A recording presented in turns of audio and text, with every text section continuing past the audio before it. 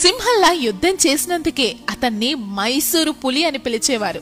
So Tipu Sultan 1749లో జన్మించారు. తండ్రి హైదర్ అలీ నుండి సింహాసనం స్వీకరించి మైసూర్ సామ్రాజ్యాన్ని బ్రిటిష్ కి తలగొగ్గకుండా కాపాడిన ధైర్యవంతుడు. టిప్పు సుల్తాన్ భారతదేశంలో మొట్టమొదటిసారిగా రాకెట్ టెక్నాలజీని యుద్ధంలో ఉపయోగించిన రాజు అన్నమాట.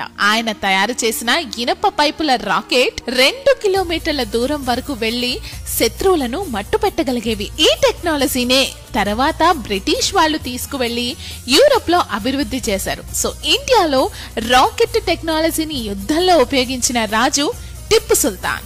అలాగే టిప్పు సుల్తాన్ తన పాలనలో కొత్త నాణ్యాలు, కొత్త క్యాలెండర్, మైసూర్ సిల్క్ పరిశ్రమ లాంటి సంస్కరణలు ఎన్నో చేశారు. ఆయన తోటలలో టిప్పు రోజ్ అనే ప్రత్యేకమైన గులాబీ పువ్వు కూడా ప్రసిద్ధి చెందింది. 1782 నుండి 1799 వరకు బ్రిటిష్ కి ఎదురు నిలిచిన టిప్పు సుల్తాన్ చివరకు శ్రీరంగపట్నం యుద్ధంలో వీరమరణం పొందారు.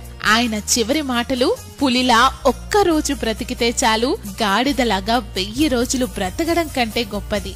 సో ఈ సెంటెన్స్ ఆయన చివరి మాటల నుంచి వచ్చినవన్నమాట. అర్థమైంది కదా?